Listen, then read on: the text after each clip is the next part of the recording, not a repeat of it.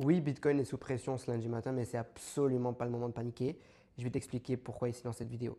Ce lundi 22 septembre, le Bitcoin repasse sous son support de 113 000 dollars. Le prochain niveau à impérativement tenir, c'est 110 000 dollars. Si ça casse, là, on pourrait aller vraiment se faire peur.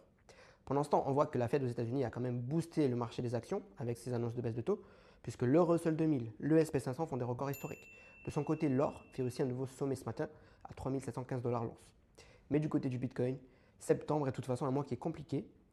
Et de toute façon, on est à plus 5,7% sur le mois de septembre en ce moment sur Bitcoin. Et je me dis que même si on finit à moins de 2%, au final, on va rester dans la norme du mois de septembre.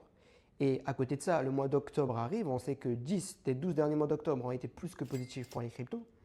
Donc même si on baisse sur la dernière semaine de septembre, voilà, rien ne nous dit qu'on ne va pas exploser en octobre. Et dites-vous bien une chose, pendant que la plupart des particuliers doutent, avec quelques milliers ou quelques dizaines de milliers d'euros en crypto, dites-vous bien que les milliardaires et les institutions se frottent les mains quand ils voient Bitcoin baisser. Et ça, c'est une réalité. On a vu ce matin Capital B, entreprise française qui a une stratégie en Bitcoin, qui a racheté pas mal de Bitcoin ce matin, 600 millions de dollars si je ne me trompe pas. Et Metaplanet au Japon qui continue d'acheter du Bitcoin également ce matin. Je ne serais pas étonné de voir les Américains faire la même chose quand ils se réveillent d'ici quelques heures. Donc cette semaine, on a encore deux dates à surveiller. Mardi 23 septembre, discours de Powell à 18h35 et vendredi 26 septembre à 14h30, les chiffres de l'inflation PCE. Mais le marché crypto, pour moi, il semble maintenant être concentré sur son propre cycle et qu'on a eu assez de données économiques sur ce mois de septembre. Donc tant qu'on reste au-dessus des 110 000 dollars, la partie est encore loin d'être terminée. Octobre et novembre pourraient bien être la dernière grosse vague haussière qu'on attend sur ce cycle.